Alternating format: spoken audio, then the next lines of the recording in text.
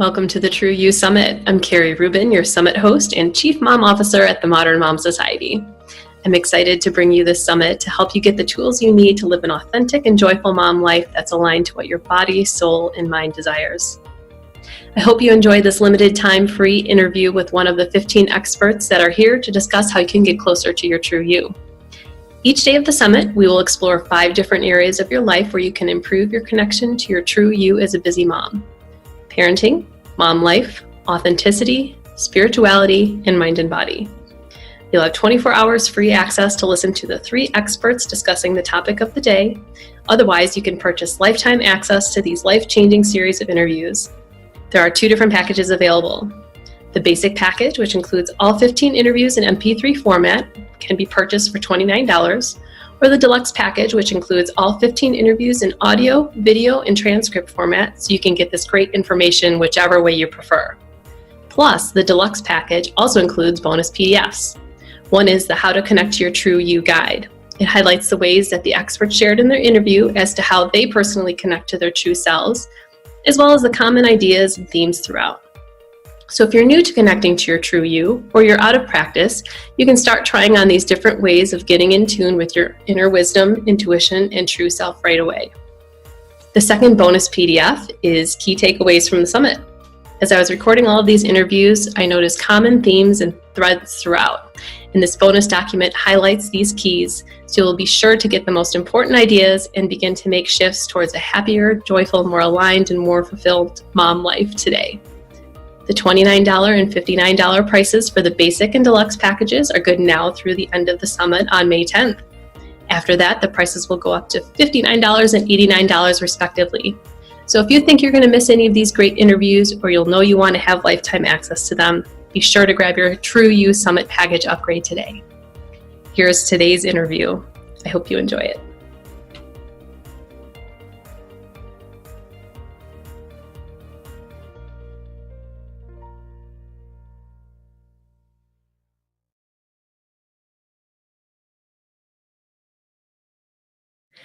Hi, and welcome to the True You Summit presented by the Modern Mom Society. I'm Carrie Rubin, your summit host and Chief Mom Officer at the Modern Mom Society.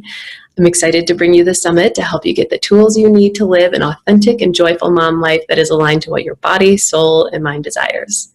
Today's expert is Faith Shevlin. Faith is a mind-body coach, holistic nutritionist, and spiritual intuitive mentor, as well as the host of a podcast, Imperfectly Healthy, where psychology, science, and spirituality of health and wholeness meet. I really wanted to have an expert on to discuss the mind-body connection to healing, because it has been such an important part of my journey, and one of the main reasons I was inspired to create this summit. When I stumbled upon the work that Faith was doing, I knew I had to have her on this as part of this event, because our stories are so similar, and the kinds of things she is doing in her practice to help her clients heal their health, bodies, and relationship with food is so important to finding our true selves. Regardless of what your story or your struggle is, I know you'll gain some important insights from what Faith has to share in this interview. So we discussed the 7 core issues that Faith sees as the root of health, body, and food challenges, and why addressing diet alone rarely solves the problem.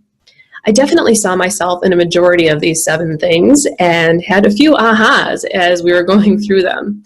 She also shares some of the tools she uses with her clients to help them overcome emotional issues and get on a path to wellness. So much good stuff in this interview, especially her words for wisdom for moms in specific at the end, so be sure to hang in there for that. Here we go. Welcome to the True You Summit, Faith. I am super excited about this conversation. Aw, thank you, Carrie. I'm super excited to be here. Thanks for asking me. Yeah, I would love if you could start by sharing your story and how you came to do the kind of coaching that you do. Yes. Okay. I'll try to make this the short version. Mm-hmm. So my food body struggle started when I was young, and I sort of speak to it as it was sort of a trifecta of which I think a lot of women can relate to. As I struggled with my body image as well as my relationship with food, and my health as well. So I started emotionally eating when I was very young. I was a middle child, very sensitive, introverted. I had an older brother, younger sister who were very expressive and loud. So I internalized everything. So I sort of grew up feeling alone and unsafe. And so I used food I basically used food to kind of cope with all of that. And then, and I didn't think that was much of a problem until when I got to 6th grade was when I developed, so I was the girl with like the big boobs and the butt in 6th grade. And so, me being extremely introverted and shy, all that attention was so uncomfortable for me. I bet. So that, junior high is rough the way it is without that added stuff. I know. Yeah. I mean, it's like, I remember, I would hear about different boys making comments and this and that. And I also grew up where my parents were very well-intentioned and really taught us, good values and, that we don't want to be superficial. We don't want to get attention for our body or, be dressing conservatively. So then me having this body was very uncomfortable for my parents and then myself as well. Mm-hmm. Right. So from there, moving on to kind of junior high, high school, I became obsessed with trying to figure this out, how to lose weight, how to look the right way, how to not get attention. And so really just got into the over exercising, all the dieting. And, I'm sure how that story, how that story goes, Yep.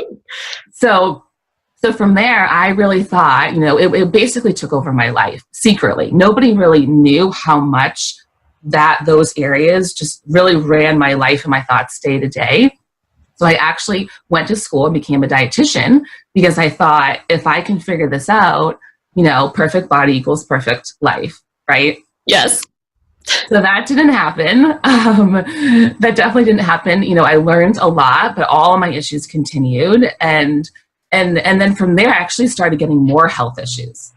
So digestive, hormonal acne, insomnia, kind of like the whole gamut, it usually kind of all snowballs like that. Right. Mm-hmm. And so, so I just was kind of at a loss. I got my bachelor's, my master's as a dietitian, and I still didn't feel good, mm-hmm. So I actually grew up back east. So it was around that time that I then moved to San Diego because I was starting to kind of search, like, there's got to be something else out there. Like, what am I missing? Like this experience of life isn't what I want, or I don't think that it's what it's supposed to be.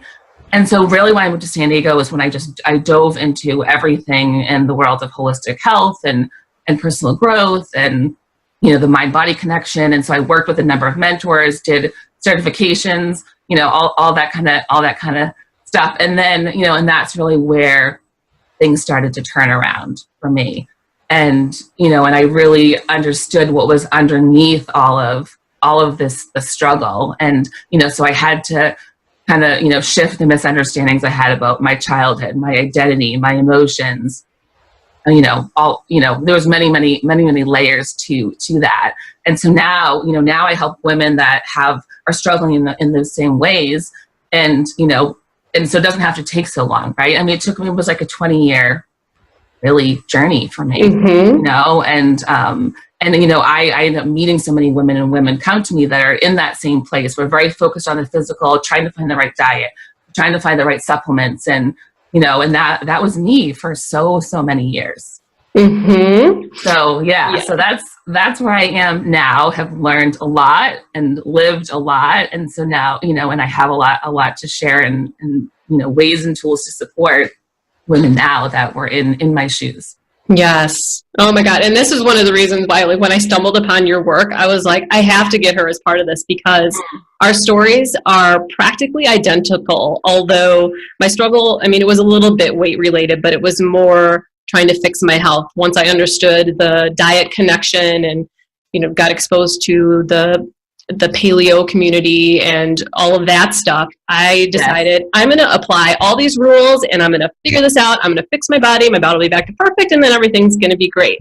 And being a perfectionist and trying to follow these very, very restrictive diets, I was spinning my wheels, spending thousands of dollars, continuing to just feel completely miserable about myself until I finally found a doctor who was like, I think you've exhausted everything on the physical front. Maybe it's more than that. Yeah. Oh, yeah. That's basically, that was one of the main reasons I decided to put this summit together, was because of that struggle I've had with my body mm-hmm. and trying to quote unquote fix it, which, it's not broken. You know what I mean? Exactly. So Yeah. I would Yeah. love for you to dive into why isn't it just the physical? Yeah. One thing I wanted to comment on that is, and I think paleo was great. And that was definitely part of my path as well. Like I used to sit home on the weekends and listen to all the paleo summits and actually doing paleo, I actually gained 15 pounds. Oh, paleo does not work for me at all. I was miserable and I'm like, but it has to work because they say it works. But then I found eating extra protein made me constipated and I felt more bloated when I was eating that way. But I'm like, well, they're telling me that this is the way I need to do it. I need to listen to them. They're the experts, but that did not work. Yeah. And looking back for me, it was exactly that. And I see that so often, it must be because look at all these people it's working for. Right. And it's and then if we don't ever go, well, does this work for me? And that was such a pivotal time, for me to reflect on and what I learned. I just had the blinders on. I just totally, this is gotta be it. And I'm doing it and I'm gaining weight. And I'm like, but it's the way. And looking back, I'm like, oh my gosh, I was just in a trance, I was too. And then when I was being with these practitioners and I was trying to deal with the bloating, which they diagnosed as SIBO, and the diet is a keto diet to fix this. And I noticed that when I was eating high fat, high protein diets, it would make my bloating way worse. I'm like, I think it's the fat doesn't work with me. They're like, no, that can't be it. And the fact that I didn't even listen to my own body's intuition is really frightening. But that's the journey that a lot of us go on because we're always looking to somebody outside of ourselves to get those answers when really it's within. Exactly. Yeah. That's crazy how similar. Yeah. I know. That's why I was like, I have to talk to her. Yeah. So what are those things outside of the physical and why are they so important to this journey? Yeah. So, we have to understand that we are multidimensional beings, and I feel like I sort of live in this bubble now where you're talking about, with mind, body, spirit, but it's the majority of people that could be a new concept too, A lot. And so therefore we can't ignore those levels. And by doing so, we're really limiting and then ignoring what often those deeper root causes are, as well as the opportunities that lie within those challenges to really transform not only our health and our body, but our entire experience of life. Right. And so it's just so often overlooked, especially in, Western healthcare. It's just, you just get in that, well, it must be a different diet and a different diet and a different cleanse and different supplement, and yes, the nutrition and exercise do impact that, but really our emotions, our past, who we are, our identity, our beliefs, all of that has, in my opinion, or also in my experience, a bigger impact, in the women that I've worked with and even just talked to and friends, I would say it's rare that just changing the diet is enough. Right. And it may work temporarily, but then you slip back into your old habits or you have something emotional come up, then you revert back to how you operate. You've always operated. Exactly. Yeah. And I was in that place of struggle for so long and blaming my body and food and just like so frustrated. Angry and fighting with your body, right? Totally. And now I really see it as it is this pathway and this opportunity. So if you can see it in a different light, it can really open up your world to really what your path to your wholeness, your truest expression, your joy really is. And it can be through that lane, of challenge. One thing I always talk about is, I think of Earth as a school and we all have these different majors and our body and health is a very common one. Some people struggle with money or relationships, and the food body one is one of them. And it's an opportunity to come home to yourself. And it's like your body's trying to give you these messages about your internal world. And so it's like everything changes when you start to listen to it instead of fight it and be angry at it and, play the victim and all of that. So it's this calling to look deeper inside of ourselves. And it is those other aspects that are needing and wanting attention in order to really, really experience the wholeness and the fullness of who we are. Yes, definitely. What was your lesson? Oh my gosh, so many. Well, I actually, so I actually have seven kind of common core areas, and I honestly have had all of them. So I also, I think that sometimes in life, like what you're here to teach, you have to learn, Yes. So I feel like I maybe had I had more layers to it than a lot of people for that reason. So I really have had to live all these different aspects, and so I mean, I'm happy to go through those. Please do. You alluded to that in our communication beforehand. I'm very excited to hear what these are. Yeah, and yeah, I would say overall, like if I had to kind of sum it up in like an overarching theme, it's really a disconnection from who we really are, and that can play out in in various different ways. And I feel like the physical body is speaking for our emotional body, our mental body, our spiritual body. That's really how I see it. So the first one is overfunctioning, which I know which is very common, right? Especially the go-getter women, the modern woman, right? It's a challenge. So that do mode, running on empty, not taking care of ourselves, poor personal boundaries, that energetically that depletes us, right? Emotionally, we're not meeting ourselves, we're not giving ourselves what we need. And that will absolutely lead to using food to fill up, using food to deal with emotions, right? On the physical level, that impact of that stress is the core of any disease in the body, right? Yes. So that overfunctioning is definitely one big one, especially for moms. Yes. The next one's perfectionism, which you had mentioned earlier. Guilty. Yep. Yes. Yeah. And those two often, and a lot of them kind of go together. The perfectionism kind of fuels that overfunctioning, right? And so because underneath perfectionism is the fear that someone's going to find out something's wrong with me, or I'm not good enough, or I have this flaw. And so there's so much energy that gets put into trying to put up this persona. Right. So there's a lot of like rejection that's happening, to those different aspects of ourselves, because it's always, always trying to be a certain way or look a certain way.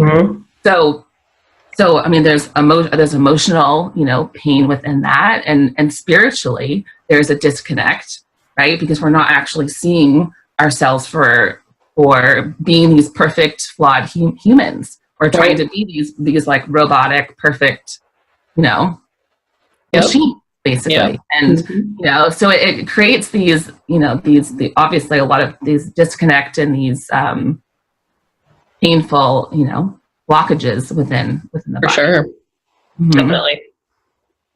Yeah. And is the overfunctioning, was that part of your not as much. I am able to take decent care of myself, and I don't try to overdo it. I've learned to let some things go. So that wasn't as much one of mine. The perfectionism definitely was. I think the big lesson in my journey was that there's nothing wrong with me. My body is just not running optimally right now, and I need to do what I can to support it, listen to it, befriend it, say, thank you, body, for this feedback.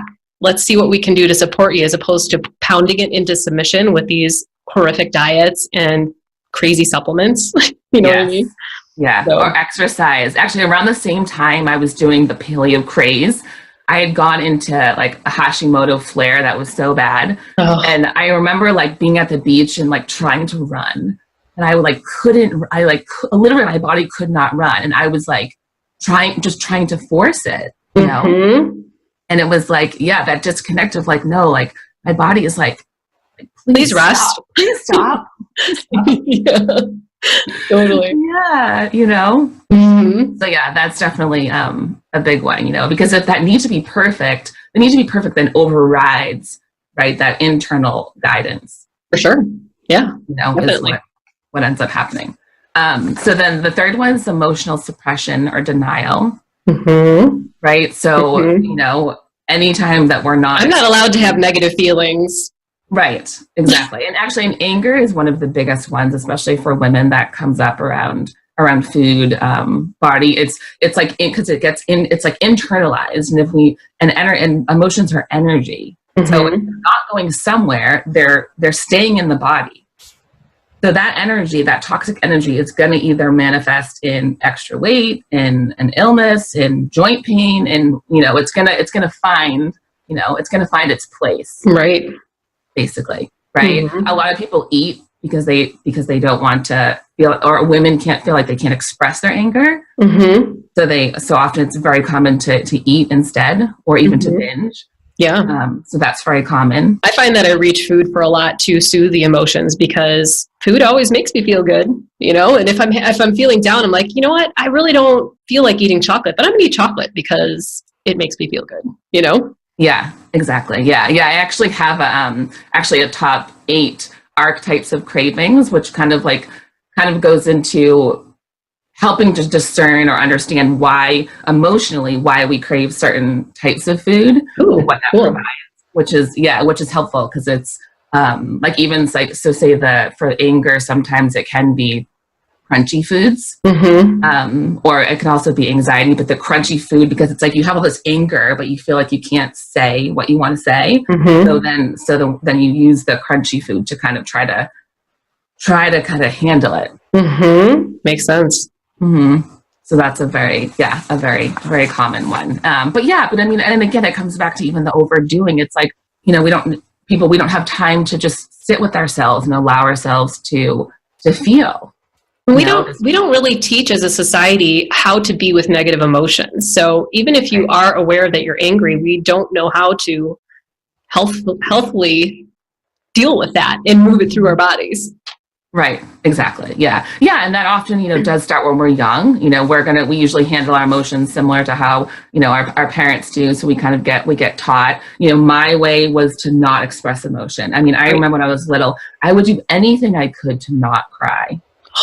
I would just hold it in, and and even when we're talking about kind of survival strategies, right? There's fight, flight, freeze. So that internalization was a freeze. So I realized that I was in this perpetual freeze from when I was very young. So that's not crying, not expressing fear, not expressing anger, not expressing anything really, and that will lead into, some of the stuff I've had is low thyroid, Hashimoto's, and so that's all this like suppression, right? Like it's like your strategy as far as like the emotions behavior will match what the physical manifestation is.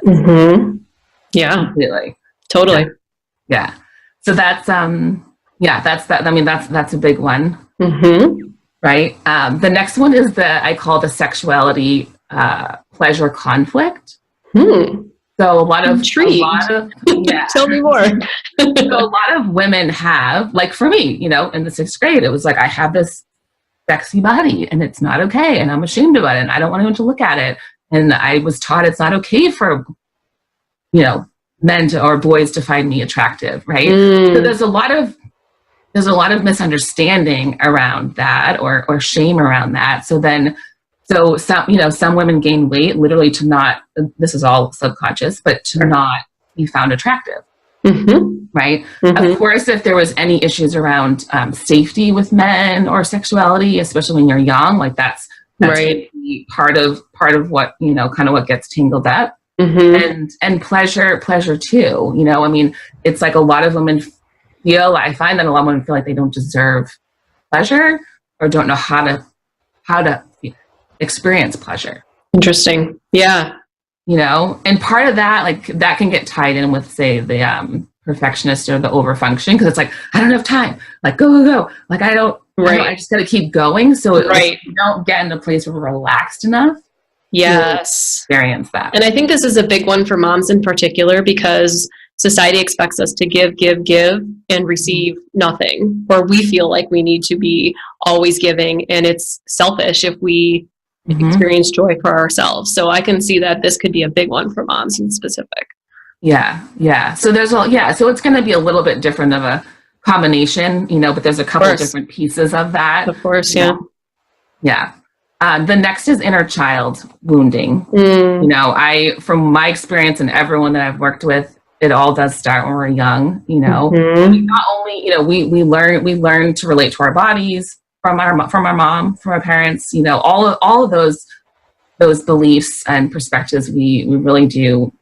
You know, we gain when we're young. You know, a lot of times food. You know, I mean, for me, my food, you know, kind of challenges started when I was young, and it's very common for women for it to start, you know, different behaviors or perspectives, or, you know, there's some women that, you know, were put on diets when they were 6, or, you know, there's various, you know, stories around that. But really the inner child piece is absolutely pivotal. You know, I also think a lot of times, and that could be, you know, for some people, it's like, what's the inner child, you know, and it's the part of ourselves that is still wounded or hurt or feels unseen. That's actually still a living being as an adult.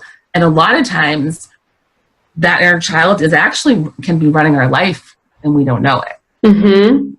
Yeah. I mean, and I think even for the people who did have quote unquote good childhoods, they could have had things that happened that may have been wounds from the past that they're completely unaware of, that might not be extremely traumatic, you know? Exactly. Absolutely. Because I mean, I had a good childhood. I did too.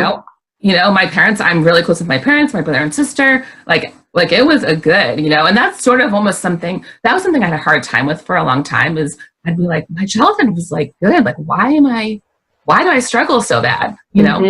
And so I really had to shift that and see that at first everyone has stuff when they're, you know, and that's part of being human, and no parent's ever going to do it perfect. And it's not supposed to be that way.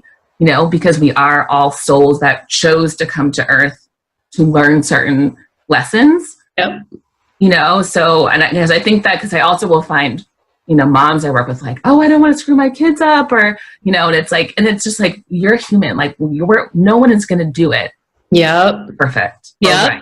And I struggled with that a ton when my kids were little, because I wanted to be the perfect mom, because I know of all of this stuff of the wounding that happens when you're a child. And I always remind myself that your kids benefit from seeing you be human and how you deal with that. For example, yesterday I was home with the kids, and my daughter she wanted to make sugar cookies, so we were making sugar cookies, and she insisted on making the frosting first, which did not make any sense to me because the dough has to chill. And I was just so irritated, and I kept on snapping at her, and like intellectually I knew that, oh man, she's going to get, you know, messed up because of the way I'm reacting to this. So I actually just paused and I said, Sophia, I'm sorry, I'm having a really hard time with the fact that you're being resistant about doing the cookies first. And I don't know why. I don't mean to be mean to you, but I'm just having a hard time right now. And so I feel that when I can have those moments of expressing my humanness to my children, it'll benefit them, even if I'm not being quote unquote perfect. Yeah, absolutely. Right. Because then it's like you're modeling for her, you're expressing how you feel, right? And you're sort of establishing connection with her, and you're being vulnerable. And so then you're teaching her that's okay. And that's, you know, and that is part of like our intimate relationships. So yeah. For sure. And she said, Mom, it's okay. I have hard times too sometimes. Yeah. I love that. That's awesome. Yeah. So the next one is lack of safety. I mean, safety is one of our core needs, right? And part of that kind of goes back to that fight, flight, freeze nervous system response. And everyone typically has like one of the three that's kind of their go-to. But without that sense of safety, we're in life and even in our relationships, like we're always on guard.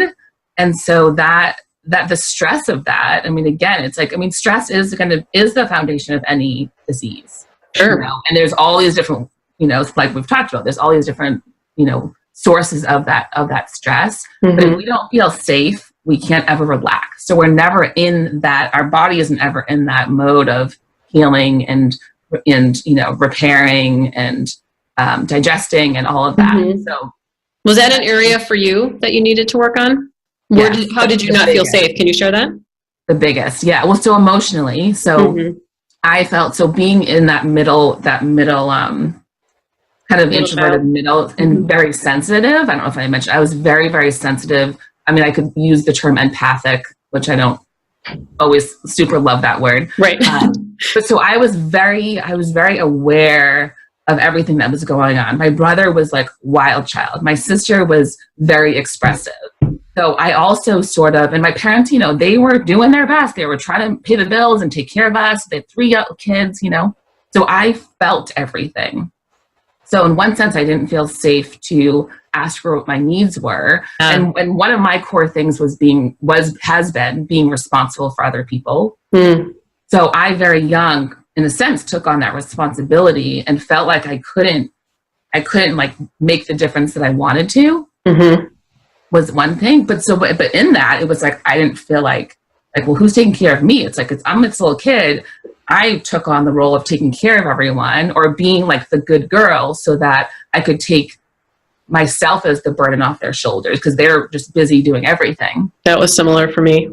My mom struggled a lot because my dad worked in sales and he was gone and she didn't have a lot of support. And so everything was on her shoulders and she was unhappy a lot of the times. And I felt that looking back, I think I felt like I needed to be the perfect child to not be a burden to her. Yeah, exactly. Yeah.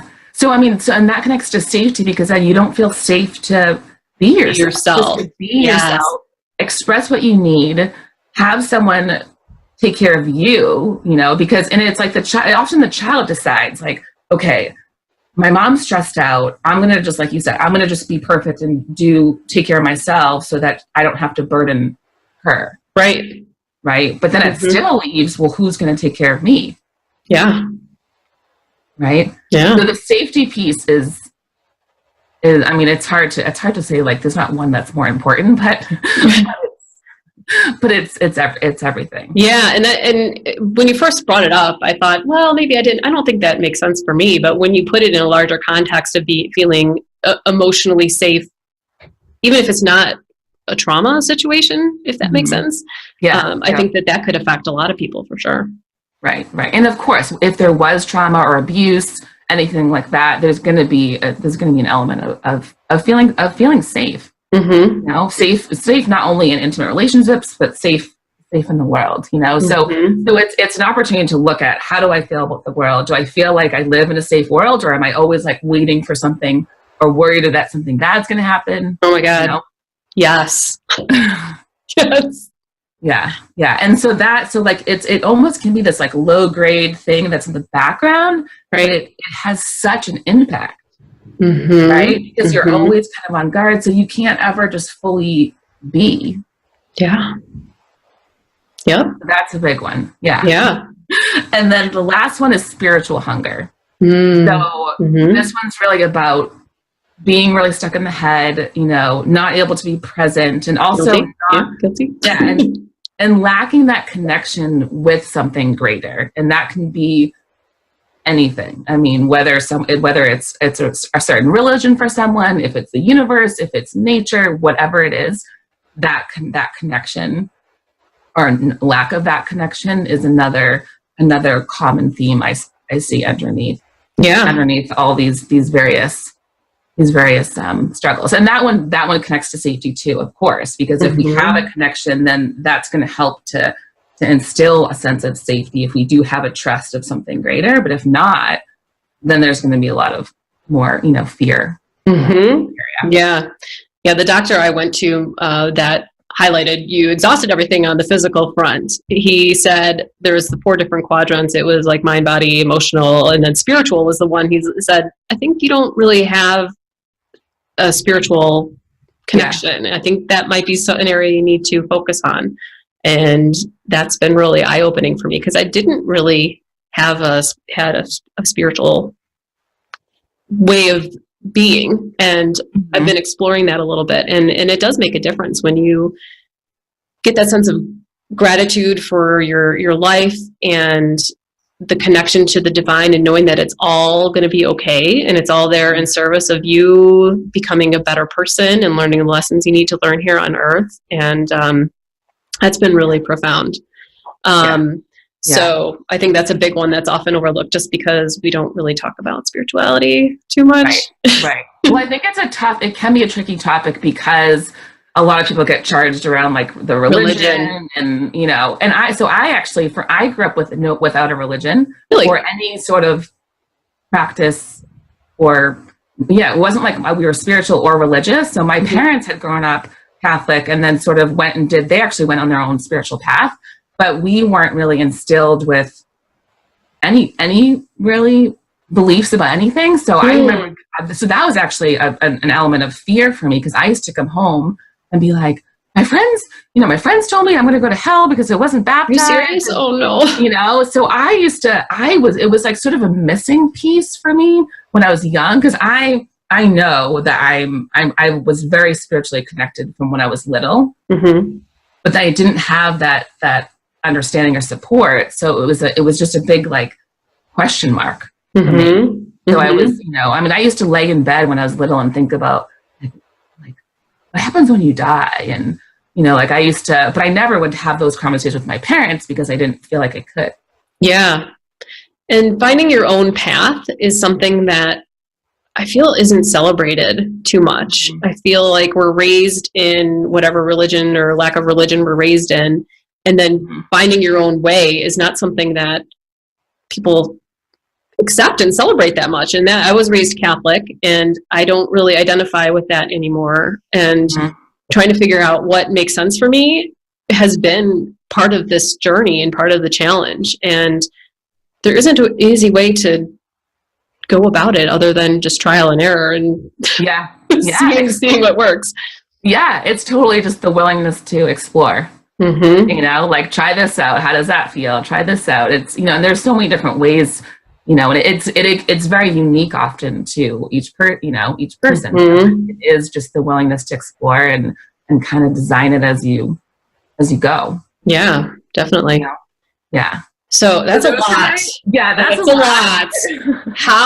What are some of your tools that help your clients untangle this web of multitudes of things that could be affecting their relationship with their body and their mind and spirit? Yeah. So, right. So yes, I know that is a lot.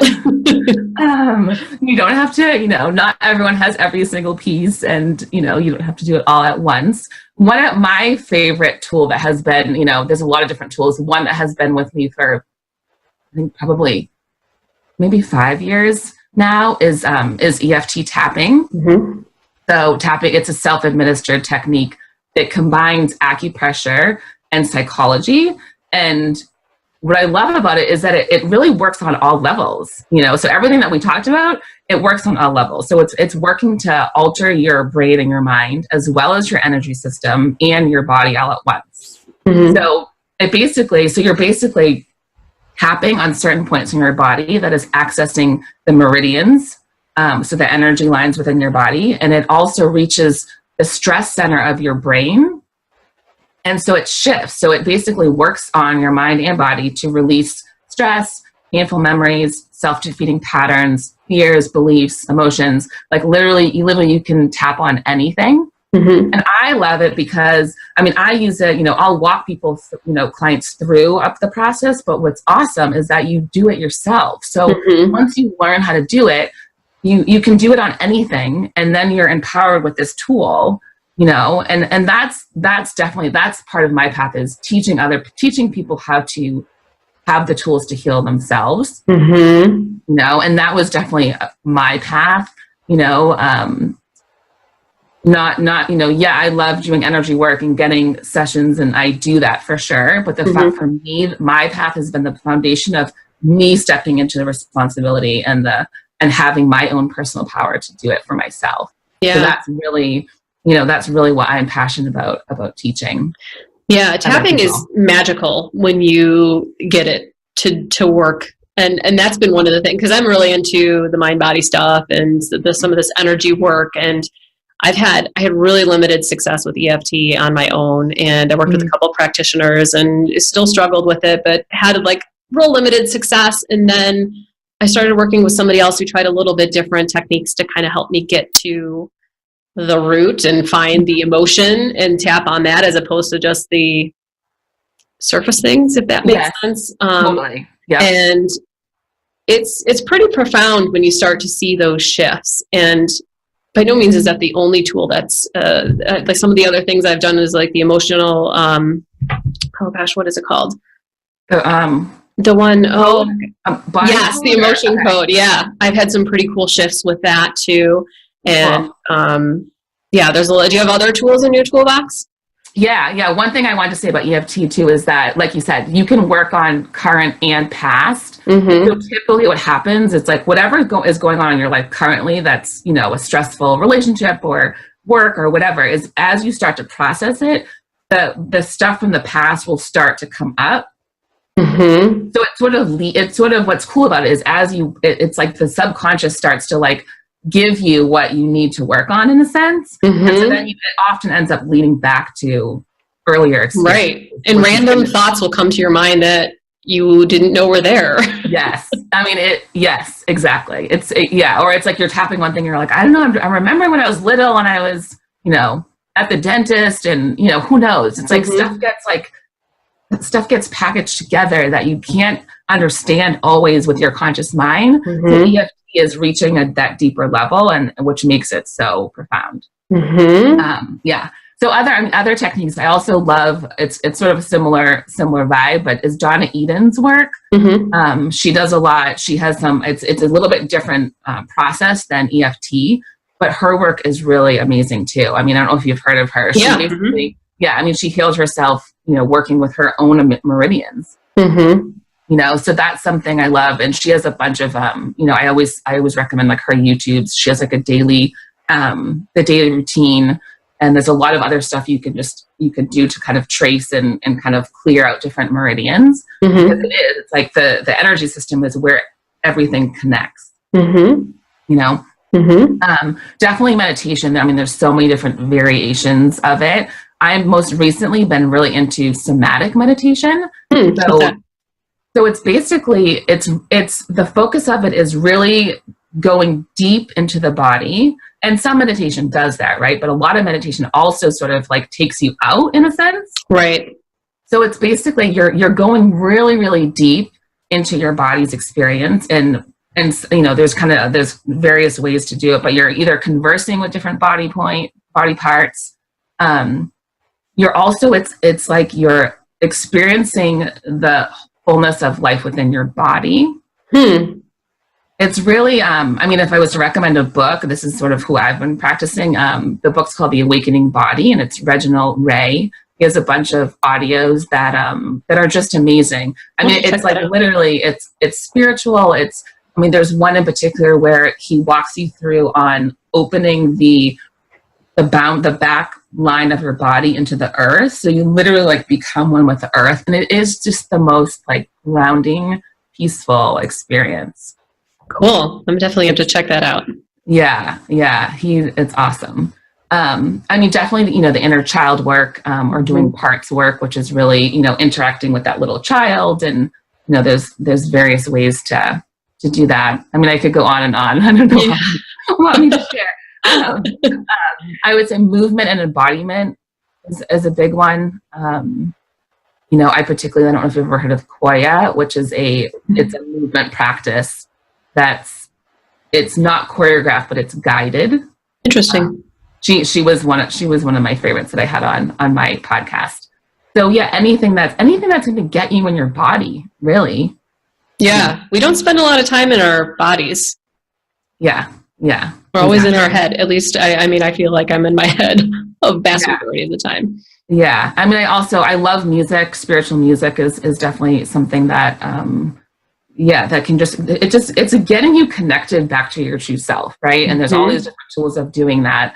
And, and then there are the ones to do that deeper work, whether it's doing manifestation practices and visualization, doing, journaling, mindset work, there are kind of doing, what I call divine chats, and that's a way to kind of start to open the communication between you and whatever the divine means to you, and starting to get that communication open. So good. Yeah. So good. And we're like, I know, there's so many things. Do you have any final tips to kind of wrap it up, or any final tips to share before we close out? I would say, I know you had asked, as like any tips to share with moms. And I would say the greatest gift that you can give your kids is your own happiness. Mm. You know, I mean, and like, as I've said, it was my experience that kids feel so much, and their loyalty to their parents, even though it may not always seem it, is unwavering. And, you know, I see many women as adults that harbor responsibility for their parents, or guilt or shame from their childhood, that has, you know, even now, and this is something I've dealt with. It's like, I want to help my parents, you know? Mm-hmm. So kids seeing their parents happy makes them feel safe. It makes them feel happy. It makes them relaxed. So I really feel like that is the greatest gift that you could give.